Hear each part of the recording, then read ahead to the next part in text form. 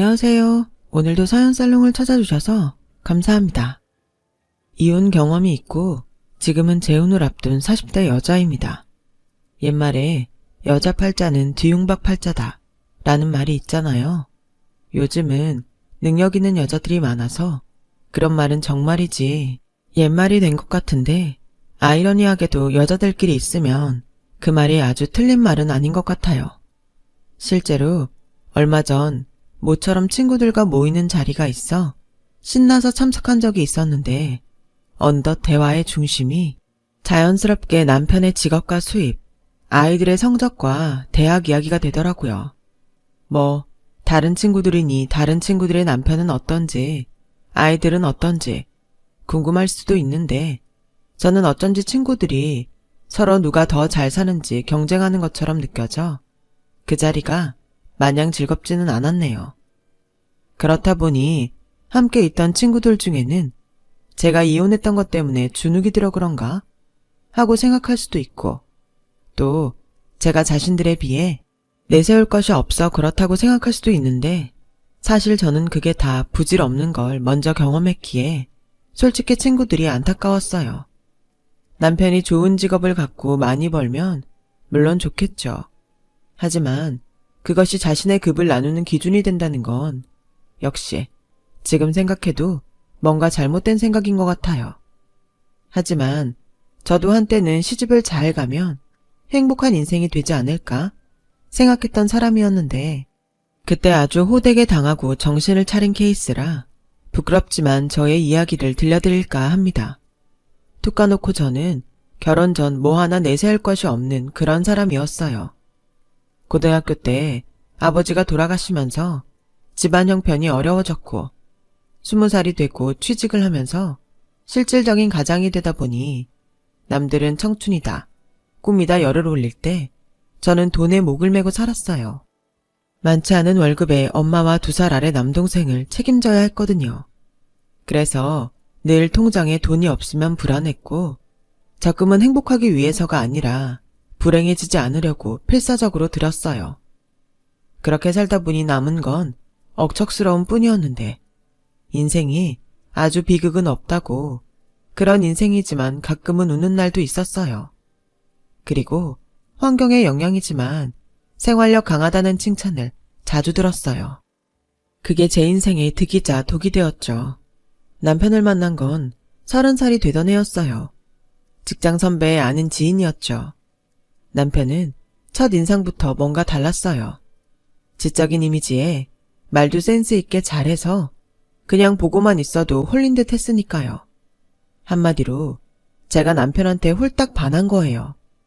그렇다고 먼저 말을 걸 용기는 없었는데 우연인지 필연인지 남편과 저는 사는 동네가 꽤 가깝더라고요. 그래서 돌아가는 길에 몇 마디 나눌 기회가 있었고 몇 번 출근길과 퇴근길에 마주치다 남편이 먼저 이것도 인연인데 동네 친구, 술 친구 하자고 해서 그때부터 본격적으로 남편과 가까이 지내게 되었어요. 그리고 처음으로 단 둘이 술을 마시기로 한 날, 남편은 조금 취한 얼굴로 저에게 이런 말을 했었는데요. 사실 그 말이 저한테는 꽤 쇼킹했어요. 선주 씨는 꿈이 뭐였어요? 꿈이요? 글쎄요. 뭔가 되고 싶은 게 있었던 것 같기는 한데 집이 어려워서 그런 걸 생각할 겨를이 없었어요. 그저 저희 가족이 힘들지 않길 바랬죠. 그게 제 꿈이었어요. 선주 씨는 정말 착한 사람이네요. 저도 어릴 때 집이 많이 어려웠어요. 그래서 법대에 너무 가고 싶었는데 못 갔어요. 저 공부도 진짜 좀 했거든요. 그래도 집에 돈이 없으니까 엄두를 내지 못했어요. 저희 어머니는 그때 저 법대에 못 보내줘서 평생 한이라고 하는데 현실의 벽에 어쩔 수 없었죠. 근데 저는 30이 넘은 지금도 꿈이 포기가 안 돼요. 저 이상한가요? 아니요, 멋진데요. 아무리 현실의 벽이 부딪혀도 포기하지 않은 거잖아요. 다른 사람들 같았으면 진작에 포기했을 건데. 정말 그렇게 생각해요? 저 선주 씨 같은 사람 처음 봐요. 다들 미련 떤다고 청승 맞다고 하는데. 저 오늘부터 선주 씨 좋아해도 돼요? 처음엔 남편의 그 말이 농담인 줄 알았어요. 물론 저는 남편을 마음에 두고 있었지만 마음을 숨기고 있었기 때문에 내색하진 않았는데 남편의 농담에 가슴이 콩닥콩닥 뛰었더랬죠. 하지만 남편의 말은 농담이 아니었고 그 후로는 어쩐지 저를 대하는 태도가 달라졌는데 그동안 너무 연애를 안 한 탓인지 남편의 그 대우가 너무 좋았어요. 매일매일이 설렐 만큼이요. 그리고 정말 자연스럽게 저와 남편은 연인 사이가 되었고 3년의 연애 끝에 결혼을 약속했는데요. 남편을 친구들 앞에서 소개하던 날 친구들은 저에게 남편이 너무 지적이고 멋있다며 부럽다고 했어요. 남들에게 부럽다는 말을 처음 들었던 저는 저도 모르게 어깨가 으쓱해졌고 하루라도 빨리 남편과 결혼하고 싶다는 생각이 들었는데 큰 어려움 없이 결혼을 하고 작지만 신혼생활을 나름 즐기고 있을 즈음 남편이 다니던 직장이 힘들다 하더니 결국 부도가 나버렸어요. 새로운 직장을 구할 여유도 없이 생겨난 일이라 남편은 뜻하지 않게 실업자가 되었고 본인도 꽤 충격을 받은 눈치였는데 다행히 저도 맞벌이를 하고 있었고 남편한테 실업급여도 나온다니까 제가 먼저 괜찮다고 남편을 위로했어요.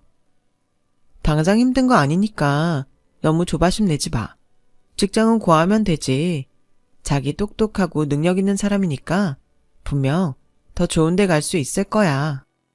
하지만 남편은 무슨 생각을 하는지 모르겠는 얼굴로 매일 밖에 나가더라고요.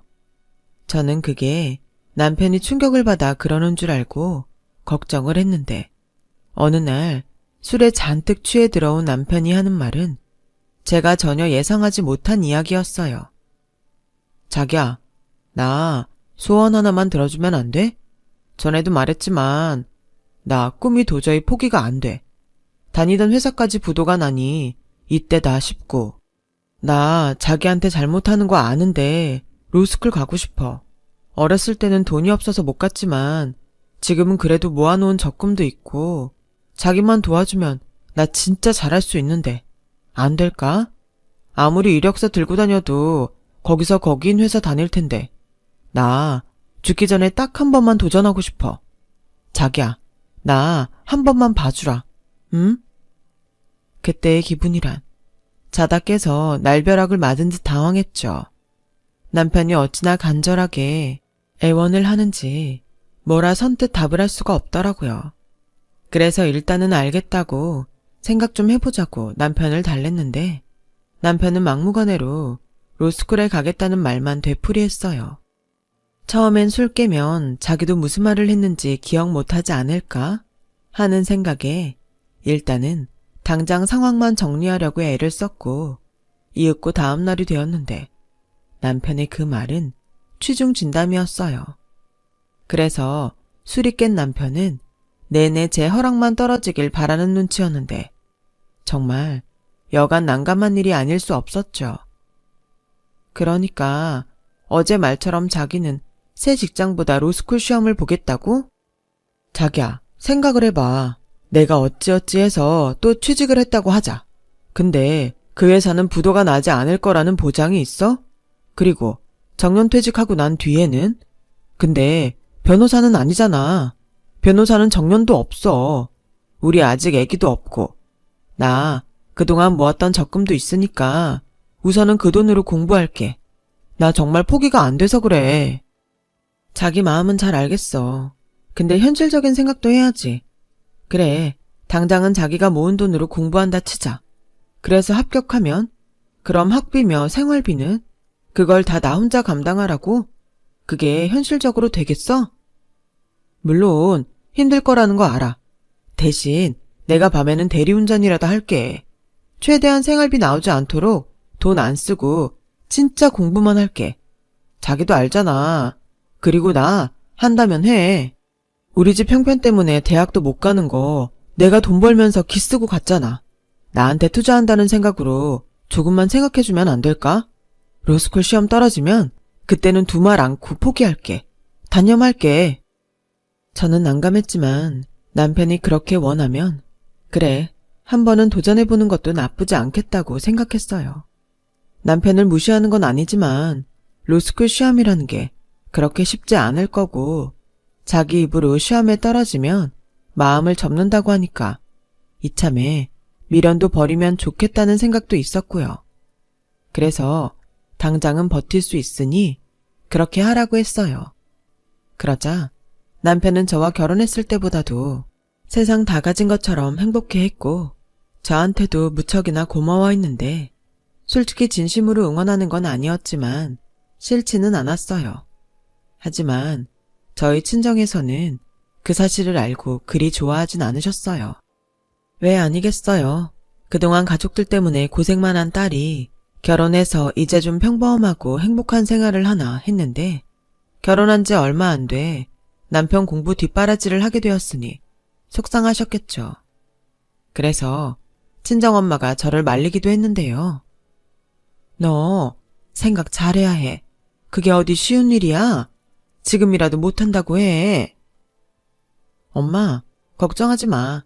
당장은 그이가 모아둔 돈도 있고 아직은 우리 애도 없어서 내가 벌면 그렇게 못할 일은 아니야. 그래도 엄마는 네가 걱정이지. 이제야 남편 그늘에서 편하게 사나 했는데. 나 편해. 그리고 그이 평생 소원이라잖아. 그럼 한 번은 해봐야 하지 않겠어? 물론 나도 불안하지 않은 건 아닌데 자기 입으로 시험 떨어지면 미련 접는다고 했으니까 떨어지면 떨어지는 대로 붙으면 붙는 대로 나쁠 게 없어. 혹시 알아? 이서방이 나중에 변호사 돼서 성공할지. 그게 말처럼 쉬우면 다들 한다고 했겠지. 아무튼 네 생각이 정 그러면 어쩔 수 없는데 이서방 공부하는 거 보고 이건 아니다 싶으면 그때 못하겠다 해야 한다. 알겠지? 알겠어. 저는 그렇게 걱정만 하시는 친정엄마를 달랬어요. 그리고 남편이 공부를 시작했다는 사실을 안 시어머니는 저희 엄마와는 정반대의 반응을 보이셨는데 한 번은 반찬을 이것저것 잔뜩 만들어서 찾아오셨는데 눈물까지 그렁그렁 하셔서는 저에게 이렇게 말씀하셨어요. 얘, 내가 너한테 얼마나 고마운지 모른다. 이런 말 해봤자 뭐하나 싶지만 네 남편이 어릴 때 그렇게 공부를 잘했어. 형편 좋은 집에 태어났으면 벌써 판검사, 변호사 다 했을 거다. 근데 하필 가난한 우리 집에 태어나서 내가 얼마나 미안하고 원통했는지 몰라. 네, 저도 들어서 알고 있어요. 학비 대주지 못하는 어머니 마음도 이해가 가고요. 어머나, 너는 어쩌면 마음씨가 그렇게 곱니? 내가 너 처음 볼 때부터 알아봤다. 너도 힘들어서 그 마음 잘 알지? 이게 바로 이심전심인 거지. 내 평생에 미안한 한을 풀어줘서 너무 고마워. 마음 같아서는 너롭고 춤이라도 추고 싶은 심정이야. 네가 우리 집 복덩이다, 복덩이. 그날 시어머니는 제가 민망할 정도로 고맙다 하시며 댁으로 돌아가셨어요. 그리고 남편도 시어머니도 그렇게까지 저에게 고마워하니 순수한 마음은 아니었지만 저는 제 결정이 옳았다는 생각도 들었고 그 후 본격적으로 남편의 공부가 시작되면서 저는 또 한 번 가장이 되어야 했는데요. 그래도 예전과는 다르게 사랑하는 남편을 위해서라고 생각하니 어깨가 그렇게 무겁지는 않았어요.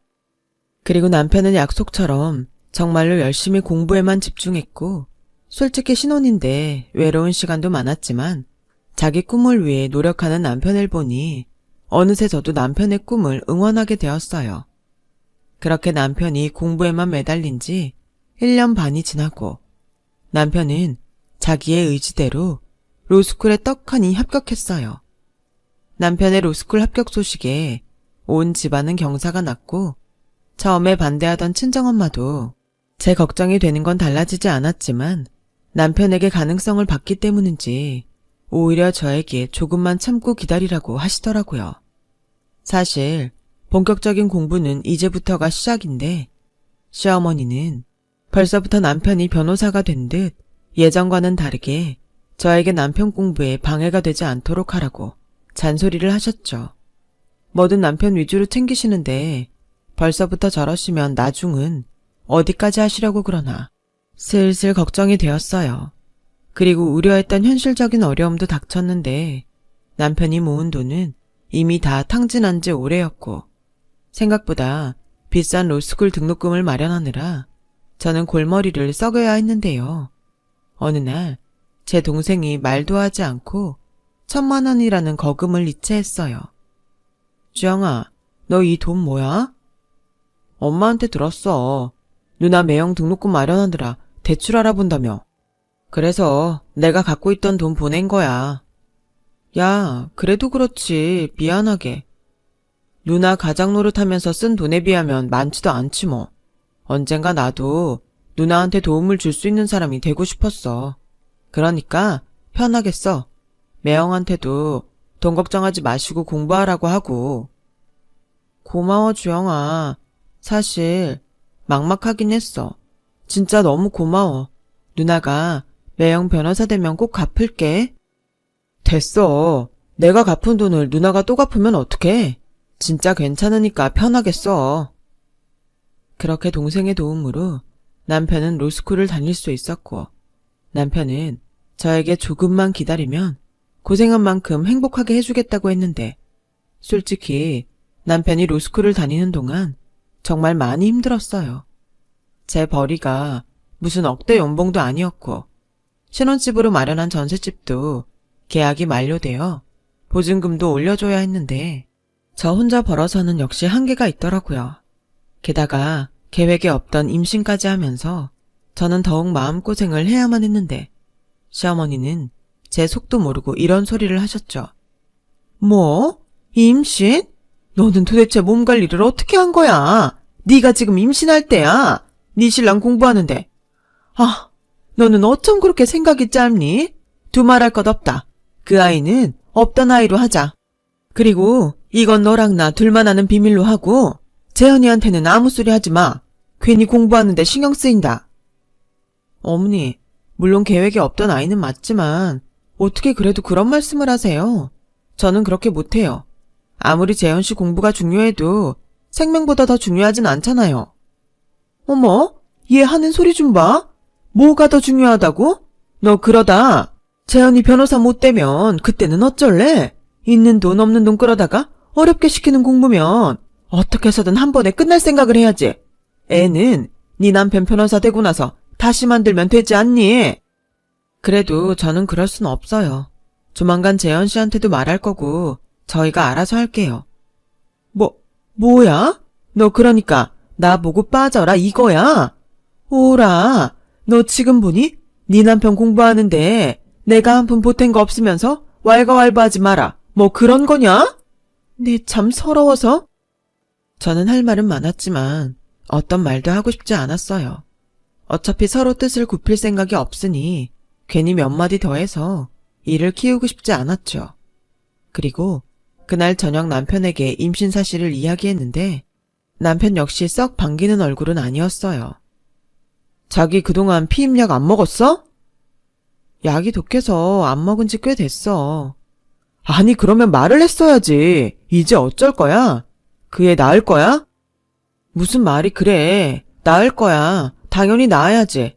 자기 어머니는 자기 공부 방해되니까 지우라고 하시는데 나는 그렇게 못해. 우리 엄마야. 우리 걱정되니까 그러셨겠지. 당신이 도와줄 수 있는 게 없으니까. 자기는 자기 어머니 마음은 잘도 알면서 내 마음은 몰라줘? 자기도 이해 지웠으면 좋겠니? 아니야. 자기가 원하면 나. 대신 내가 공부 때문에 도와줄 수 있는 게 없잖아. 애 키우려면 돈도 많이 들어갈 테고. 난 자기 고생할 거 생각해서 하는 소리였어. 오해는 하지 마. 응? 제가 마음이 꼬여서 그랬는지 저는 남편의 말에도 마음이 풀리지 않았어요. 그리고 저희 임신 사실을 안 친정엄마는 아무 말도 하지 못하시고 한숨만 쉬셨는데 며칠 동안 끙끙거렸는지 일주일이 지나고 전화가 걸려왔어요. 아이 낳으면 당신이 지금 다니는 직장 그만두고 키워주시겠다고요. 저는 괜찮다고 거듭 사양했지만 엄마는 자기도 어차피 나이가 많아 그만둘 생각이었다며 괜찮다고 그러니 걱정하지 말고 아이 낳으라고 하시는데 그만 눈물이 왈칵 쏟아졌어요.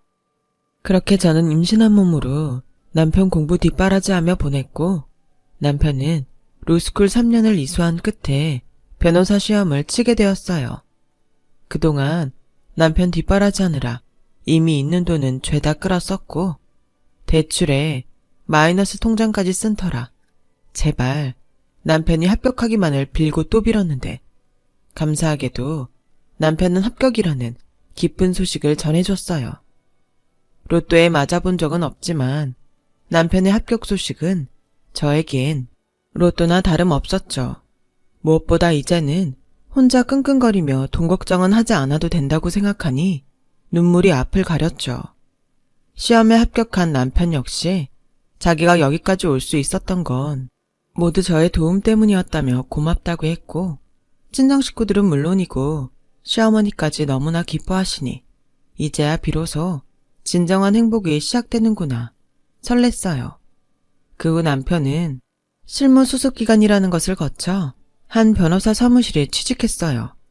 그때 저는 출산이 임박해 다니던 직장을 그만뒀는데 시어머니는 어느새 변호사 아들을 등에 업고 완전히 다른 사람이 되어 저를 당황하게 만드셨는데요. 예, 내가 가만히 생각하니 한 번은 짚고 넘어가야 할 것 같아서 내 너를 찾아왔다. 지금부터 내가 하는 말 똑똑히 명심해라. 그동안 네가 우리 아들 위해 노력한 건 충분히 고맙게 생각한다. 그래도 내 아들이 열심히 했기 때문에 변호사가 된 거지.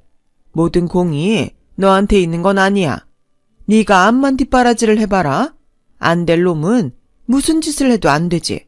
그러니까 너 행여 네 남편 변호사 된 걸 네 덕이라고 목에 힘주고 그러면 못 쓴다. 자고로 남편이 큰일 하면 안 사람은 조신하게 남편 떠받들고 살아야 해. 알겠니? 어머니, 요즘 세상이 어떤 세상인데. 그리고 모든 게 다 제 덕이라고 생각하진 않지만 서로 열심히 했기 때문에 오늘이 있는 게 아니겠어요? 이봐, 시엠이 말해도 네 하는 법이 없으니 내가 전에는 말을 못했는데 너 은근 사람 무시하는 경향 있어? 근데 이젠 내 아들이 변호사야. 너 나 무시하지 마라. 네 남편 낳아준 사람이 누구니? 그리고 아무리 요즘 세상이라고 하지만 지아비 섬기는 건 당연한 거야. 그동안 네가 돈 번다고 내 아들을 네 아래로 생각했을지 모르겠지만 지금은 상황이 완전히 바뀌었잖니? 넌 백수고 내 아들은 변호사인데 이제는 처지가 완전히 달라졌다는 거지. 그러니까 이제부터는 무조건 네 남편을 네 위에 있다고 생각하란 말이야. 토달지 말고. 저는 황당하다 못해 시어머니의 말에 당황했어요. 전에도 남편이 로스쿨 합격했을 때도 그러시더니 시어머니의 태도는 완전히 바뀌었고 예전 저에게 자기 집의 복덩이라며 업고 다니고 싶을 정도라던 시어머니의 모습은 흔적도 없이 사라졌더라고요. 그래서 솔직히 앞으로의 결혼 생활이 걱정되긴 했지만 남편이 변호사가 되어 기뻐서 저러시나 한 번은 그냥 넘어가려 했는데 시간이 지나면 지날수록 시어머니의 도를 지나친 말과 행동은 계속됐어요.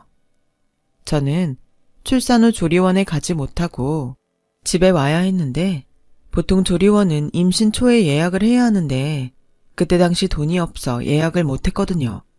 그런데 시어머니는 남편이 변호사인데 궁상맞게 집에서 산후조리를 하냐며 핀잔을 주셨고 급기야 산후조리 중에 몰골도 말이 아니고 아기도 3-7일이 지나지 않아 조심스러운데 시어머니는 그런 것들을 전혀 개의치 않으시며 시도 때도 없이 친구분이나 아는 지인들을 저희 집에 데리고 오셔서는 변호사 아들을 자랑하셨어요.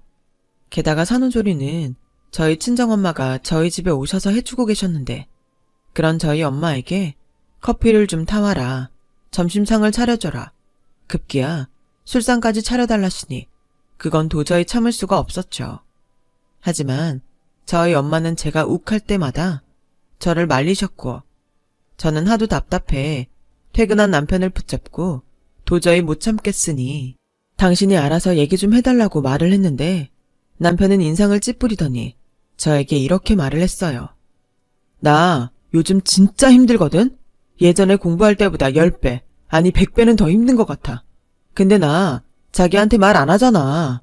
물론 우리 엄마 일이라서 말하는 거겠지만 난 괜찮으니까 자기 하고 싶은 말 있으면 생각하지 말고 직접 해. 우리 엄마 다른 사람들처럼 말 안 통하고 그런 사람도 아니고 상식 없는 사람도 아니니 자기가 잘 말씀드리면 아실 거야. 자기는 어쩌면 남 얘기하듯이 그래? 자기 바쁜 건 알겠는데 잠깐이라도 전화할 시간은 있잖아. 내가 말하면 서로 불편해질 텐데 그 생각은 안 들어? 그리고 상식 없는 사람이 아니라고? 아예 아직 3, 7일도 지나지 않았는데 외부인 막 데리고 오셔서 사돈한테 차 내놔라, 식사 차려라, 술상 내오라 하는 게 상식이야? 아, 그럼 나더러 어쩌라고. 엄마가 기분 좋아서 조금 오버하는 것까지 내가 말려야 해? 우리 엄마는 뭐 평생 자기 눈치만 보고 살아야 하냐고.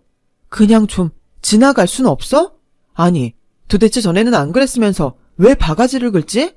회사 그만두니까 할 일이 없어서 그래? 저는 한심하다는 듯 저를 쳐다보며 이야기하는 남편에게 실망했어요. 시어머니만 변했다고 생각했는데 남편도 변했더라고요. 물론 자기 부모 욕하는 소리 좋게만 들을 수 없겠지만 그래도 산후조리로 고생하는 저를 위해 그 정도도 해줄 수 없는 건가? 저는 서럽기까지 했어요. 그래서 다음날 여지없이 친구들을 데리고 온 시어머니에게 대놓고 조심해달라 말씀을 드렸고 시어머니는 친구들 앞에서 망신을 당했다고 생각했는지 얼굴이 시뻘겋게 되어서는 저에게 손가락질까지 하시며 화를 내셨는데요. 속상하게 그 모습을 저희 엄마가 모두 보셨어요. 아니, 너는 며느리가 돼서 시애미 기분 맞춰주는 게 그렇게 어렵냐? 막말로 네 남편 이제 개인 사무실 차리면 그 덕은 너 혼자 볼 텐데 이것도 못 참아. 그리고 내가 변호사 아들 줬음. 알아서 나한테 용돈이건 선물이건 척척하고 그래야지. 이건 뭐 입을 싹 닦으니? 내가 말을 안 해서 그렇지 얼마나 창피한 줄 알아? 어머니, 입을 닦다뇨. 저희 형편 뻔히 알면서. 그이 이제 막 변호사 돼서 돈벌이 하는 건데 저희가 그럴 여유가 어딨어요. 욕심 많은 여우 같은 것. 너 아직도 네 덕에 내 아들이 변호사 됐다고 생각하지? 웃기지 마. 내 아들이 똑똑해서 내 아들이 잘나서 그런 거야. 사돈, 가만히 듣자 하니 저도 못 참겠네요. 저희 애가 참다 오죽하면 그런 말씀을 드렸겠어요. 그리고 아들 가지고 장사하시는 것도 아닌데 뭘 그렇게 바라세요? 이 서방이 아무리 똑똑해도 저희 딸이 뒷바라지 못했음. 그 변호사 간판도 없는 겁니다. 뭐예요? 그 엄마의 그 딸이라고 하더니 아주 모녀가 쌍으로 어이없네. 내가 오늘 이 치욕은 잊지 않을 테니 그리 알아요. 너 두고 봐라. 이 시엠이 무서운 줄 모르고 입 놀린 거 내가 후회하게 해주마. 시어머니는 그렇게 한껏 악담을 던지고 씩씩거리며 돌아가셨어요. 그리고 몇 시간 후 시어머니가 남편에게 전화를 했는지 바빠서 전화할 시간도 없다던 남편이 전화를 했더라고요. 그리고는 한다는 소리가 저랑 저희 엄마가 편을 먹고 자기 어머니를 망신 줬냐며 너무하다고 화를 내는데 아무리 팔은 안으로 굽는다고 하지만 내용도 모르면서 저에게만 뭐라 하니 저도 마음이 상할 대로 상해 남편과 냉전의 시간을 갖게 됐어요.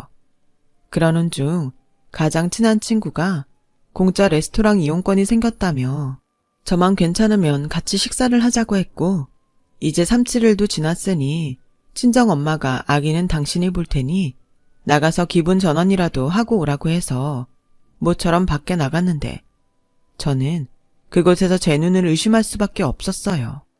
저희 남편이 어떤 제 나이 또래의 여자와 단 둘이 하하호호하며 식사를 하고 있었거든요. 저는 남편이 바람이라도 났나 싶어 대번에 남편 앞으로 다가갔고 당황한 남편은 말까지 더듬으며 저에게 말을 했는데 변호사 된 지 얼마나 됐다고 이러나 싶어 헛웃음까지 나왔어요. 자기야, 여기는 어떻게, 우선 오해하지 말고 나랑 얘기 좀 하자. 남편은 저보다는 같이 있던 여자의 눈치를 보며 저를 구석진 곳으로 끌고 갔고 한다는 말이 몇 달 전 이혼 때문에 자신에게 변호를 의뢰한 의뢰인인데 그때 자기를 좋게 봐서 사무실을 내준다고 제의를 해서 그 이야기를 하는 자리라고 했어요. 지금 그 말을 나더러 믿으라고? 정말이야. 내가 자기 두고 설마 딴짓을 하겠어? 저 여자 당신보다 나이도 많고 애도 중학생이래. 나도 눈이 있지. 그리고 저 여자 여기저기 투자하는 데 많아. 사무실도 그 중에 하나일 뿐이야. 하지만 나한테는 기회잖아. 저는 술술 말을 이어가는 남편을 보고 어리석게도 긴가민가 했어요. 남편 말이 정말이라면 좋은 기회는 맞는 것 같은데 변호사 된 지 얼마나 됐다고 벌써 저런 제의가 올까 의문도 들었죠. 하지만 이 사실을 안 시어머니는 능력도 없는 게 시기 질투만 많다며 또 한 소리를 하셨는데 지난번 일로 저에게 감정이 좋지 않은 시어머니는 급기야 저에게 하지 말아야 할 소리까지 하셨어요. 내 아들이 너를 만나기 전에 변호사였다면 너같이 수준 차이 나는 여자를 쳐다나 봤겠니? 고졸 주제에 그냥 엎어져서 고맙습니다 하고 살아도 시원찮을 마당에 난 내 아들이 지금이라도 능력 있고 수준 맞는 여자랑 살았으면 좋겠다. 그게 내 솔직한 심정이야. 어머니, 어떻게 그런 소리를 제 앞에서 하세요? 전에는 남편 뒷바라지에 져서 고맙다면서요. 어떻게 사람이 이렇게 바뀌어요? 너야말로 온순한 줄 알았더니 아주 애가 못 쓰겠구나. 난 조강지처고 핏줄이고 그런 거 없어. 내 아들이 이혼한다고 하면 그래 어서 해라. 쌍수 들고 환영할 게다. 저는 이쯤이면 시어머니도 제정신이 아니라고 생각했어요.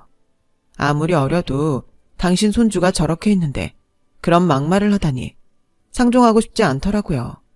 그리고 남편의 말이 가짜인지 진짜인지 당장은 알 수 없어 두고 보려고 했는데 남편은 그 뒤로 아주 대놓고 밤늦게도 통화를 했고 주말에도 그 여자를 만나러 나갔는데 저와 아이는 완전히 뒷전이었어요. 변호사만 되면 행복하게 해주겠다고 그렇게 약속을 하더니 역시 사람은 화장실 들어갈 때와 나올 때 마음은 다른 건가? 지난 저의 고생이 아깝게만 느껴지더라고요. 이럴 줄 알았다면 뒷바라지 못한다고 버틸걸. 후회도 됐어요. 아무튼 그 뒤로 남편은 자기 이름으로 사무실을 낸다며 아주 들떠 있었고 아무리 생각해도 경력이 별로 없는데 바로 사무실을 내는 건 좀 위험한 것 같아 남편을 말려보려 했는데 남편은 아무것도 모르면서 나서지 말라고 저를 무시하더군요. 어차피 그 여자가 모든 돈을 투자하기로 했으니 더는 제 도움이 필요 없다는 거였죠. 상황이 이렇게 되니 저는 슬슬 불안했어요.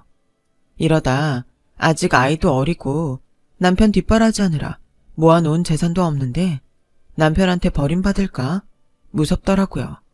그래서 애써 설마 그러겠어? 하는 마음으로 불안을 떨쳐내려고 했는데 그러면 그럴수록 저를 덮쳐오던 불길한 예감은 현실이 되고 말았어요. 남편과 또 시어머니와 틀어진 이후로 6개월 정도가 지났는데 어느덧 남편이 사무실 인테리어가 끝나 개업을 한다고 하더라고요. 그래서 당연히 저도 그 날짜에 맞춰 음식도 마련하고 손님들 맞이할 준비를 해야겠다고 생각했는데 남편이 저에게 오지 않아도 된다고 하더라고요. 뭐? 나보고 오지 말라고? 오지 말라는 게 아니라 애도 아직 어리니까 자기는 집에 있는 게 좋겠다고. 어차피 요란스럽게 할 생각도 없으니까. 그 말이 그 말이잖아. 그럼 어머니도 안 가셔? 아니, 엄마는 오는데 그냥 구경 오고 싶으신 거야. 자기도 알잖아. 우리 엄마 나 변호사 된 뒤로 자랑하고 다니는 낙으로 사는 거. 그럼 나도 갈래. 시어머니도 가시는데 아내인 내가 안 가는 게 이상하지. 은지는 엄마한테 부탁하면 돼. 내가 싫다고. 왜 애를 자꾸 장모님한테 맡겨. 그리고 개업하는 날 관계자들 많이 오는데 자기가 거기에 왜 끼려고 들어. 자기가 급이 맞아? 뭐라고? 급? 자기 말이 좀 그렇다. 실컷 내 도움으로 변호사 되더니 이제는 급이 안 맞는다고? 내가 너 또 그 소리 안 하나 했다. 그래, 아주 대단히 고마워. 근데 사골도 아니고 그만 우려먹어라. 솔직히 너도 나 잘되면 호강할 마음으로 투자한 거잖아. 그럼 벌어다주는 돈이나 받으면서 고맙다 하면 되지. 왜 자꾸 사람을 건드려? 남편은 그렇게 말하고 휙 나가버렸어요. 그 말을 듣는데 저도 많이 놀랐는지 손이 바들바들 떨렸고 심장까지 떨리는 게 진정이 되지도 않았고 저는 하도 오지 말라고 하니 거꾸로 오기가 생겨서 남편의 사무실 개업식 날 남편 몰래 사무실을 찾아갔어요. 그런데 제가 사무실에 도착하자 시어머니를 비롯한 시댁 친척들이 모두 와 있었고 시어머니는 전에 봤던 투자자라는 여자를 옆에 끼고 꽤나 친한 듯 말을 하더니 친척들에게 인사를 시켰어요. 여기 우리 며느리 멀리서 올라오느라 힘들었죠, 형님? 아니, 뭐가 힘들어. 우리 변호사 조카 보러 오는데 드디어 우리 집도 재현이 덕에 사자 집안이 되는 건가? 그렇다니까요, 형님. 우리 며느리 덕에 이렇게 번듯한 사무실까지 있으니 이제 돈 버는 일만 남았죠. 동서는 좋겠어. 동서는 무슨 복이 많아서 그래? 본처랑은 이혼 잘했고. 그럼요. 지가 뭐라도 되는 줄 알고 하도 설쳐서 단칼에 내쫓았죠. 진작에 이혼 소송에서 끝났고 이젠 진짜 짝이랑 행복할 일만 남았어요. 정말 미치고 팔짝 뛸 노릇이었어요. 투자자라고 하더니 사실 그 여자는 남편의 내연녀였죠. 그 돈 많은 내연녀에 홀랑 빠져 멀쩡한 저를 이혼했다 소개하는 시어머니를 보고 있자니 제정신으로 있기 힘들더라고요. 그래서 저는 오늘 여기 완전히 뒤집어버린다는 생각으로 사무실 앞에 놓여있는 화분이며 화환을 부수기 시작했어요. 그대로 사무실 안까지 쳐들어갔는데 남편과 시어머니가 마치 귀신을 본 듯 혼이 쏙 나갔지 뭐예요. 하지만 그들은 익숙하게 보는 시선들을 의식하며 거짓말을 하기 시작했어요. 자기야, 아니, 너는 여기가 어디라고 와서 행패야? 우리 끝난 거 잊었어?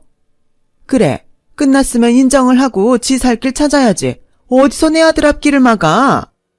참나, 아주 쌍으로 미쳤네. 뭐가 어쩌고 어째? 그래, 내가 이참에 정말로 이혼해 줄 테니까 그동안 니놈 뒷바라지 한 내 돈 내놔. 아니, 네 소원대로 변호사 되게 해줬으니까 내 시간과 내 정성까지 더해서 위자료도 내놔. 그럼 나도 미련 없이 이혼해 줄게. 뭐? 이혼 소송이 끝났다고? 내가 당장 가서 등본이라도 떼올까? 그리고 상간녀 너도 그러는 거 아니야. 너도 애 딸린 이혼녀라며? 그럼 가정 있는 남자는 건드리지 말아야지. 이 여자가 미쳤나? 지금 뭐라는 거야? 내가 애 딸린 이혼녀라고? 재현씨, 이 여자가 지금 무슨 소리 하는 거예요? 나 진짜 황당하네. 자기야, 정리했어. 저 여자가 현실 인정이 안 돼서 그래. 오죽하면 내 손으로 접근 금지 신청까지 했다니까. 자기, 나 못 믿어? 돌고 자빠졌네. 접근 금지 신청? 내가 계약한 전셋집에서 살고 있으면서 누가 누구한테 접근 금지래.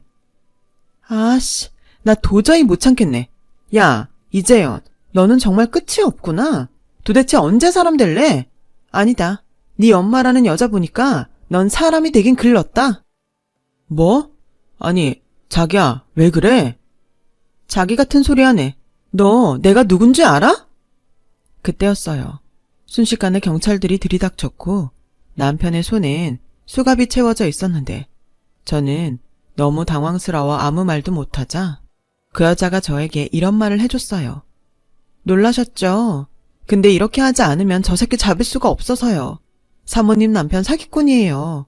로스쿨 다닐 때부터 이 여자 저 여자한테 총각이라고 접근해서 돈 뜯어갔고 로스쿨 졸업하고 나서는 변호사 사칭하면서 돈 많은 여자만 골라 사기치고 다녔는데 제 동생이 그 피해자 중 한 명이었어요.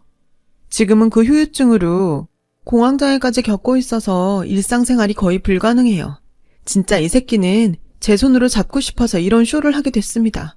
이런 말 주제넘지만 사모님도 얼른 저 새끼랑 정리하세요. 저 새끼랑 엮여서 패가망신한 여자들이 얼마나 많은지 몰라요. 그리고 저 새끼 엄마는요, 저놈보다 더해요.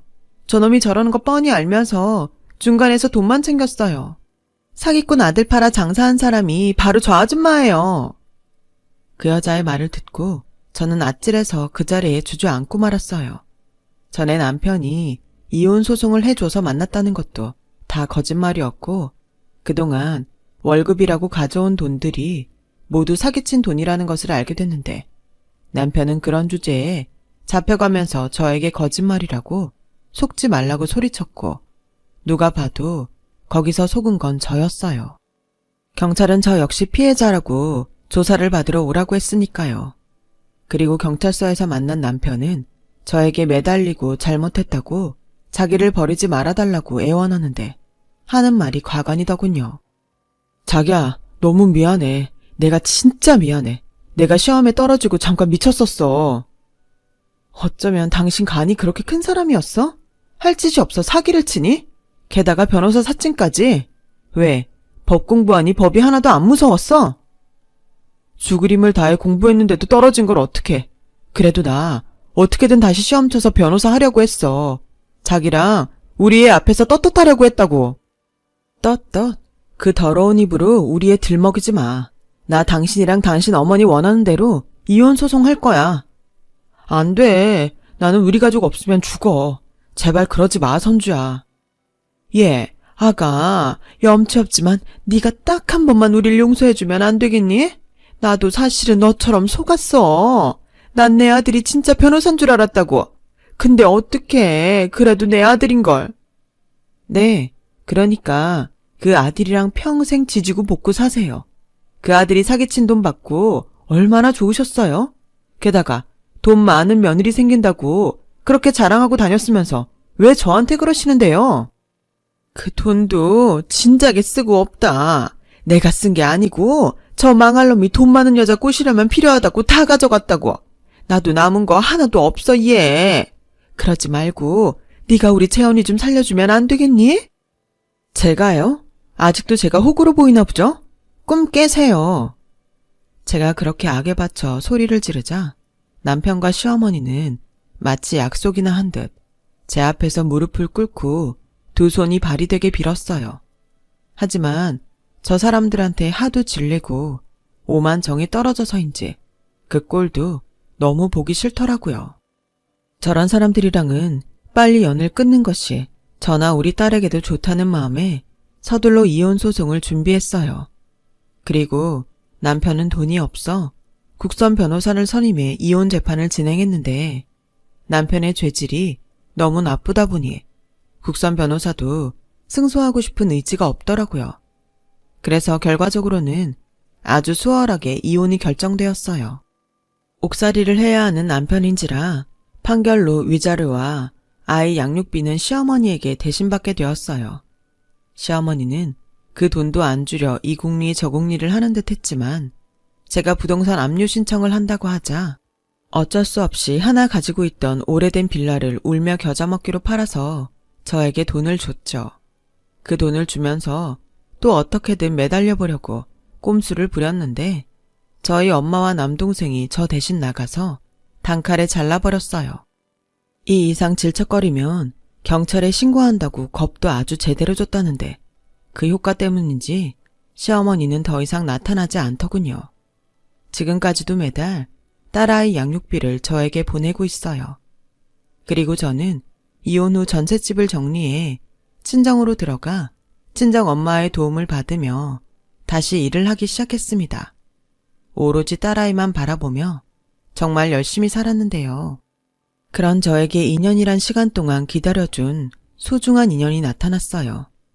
처음엔 아무도 믿을 수 없어 밀어내기만 했던 저였지만 그 남자의 한결같은 사랑에 다시 한번 행복한 가정을 꿈꾸게 되었어요. 지금은 재혼을 준비하고 있습니다. 이렇게 사람의 인연이라는 건 알 수 없는 건가 봐요. 요즘은 재혼을 앞둔 저보다 딸아이가 아빠가 생겨 좋다고 하는데 그 모습을 보고 있으면 애잔하기도 하고 조심스럽기도 한데 이제 곧 저희와 가족이 될 그 남자는 그렇기 때문에 자기가 더 많이 노력해서 좋은 남편이자 아빠가 되고 싶다고 해요. 참 감사한 일이죠. 그리고 이렇게 자식을 키우다 보니 자꾸만 생각나는 것이 있는데 왜 뿌린 대로 걷는다고 하잖아요. 자기 주제도 모르고 끝없이 남에게 죄를 지었던 전 남편과 전 시어머니와는 다르게 요즘은 저도 삶에 부쩍 욕심이 생겨서 저도 남들처럼 행복해지고 싶다는 생각을 많이 해요. 부모가 행복해야 아이도 행복하다고 하잖아요. 모든 부모의 마음이 그렇겠지만 저는 저희 딸이 많이 행복했으면 좋겠기에 오늘도 내일도 있는 힘을 다해 가장 행복한 사람이 되려고 합니다. 추웠던 겨울을 견디고 활짝 핀 꽃들처럼 저도 이제는 그렇게 활짝 피어나고 싶습니다. 지금까지 저의 이야기 들어주셔서 대단히 감사드려요. 모든 분들이 봄날에 활짝 핀 꽃들처럼 화사하게 빛나는 오늘이면 좋겠습니다. 여러분, 사연 댓글에 응원과 현명한 조언 부탁드려요. 좋아요와 구독은 저에게 큰 힘이 됩니다. 오늘도 좋은 일 가득하세요.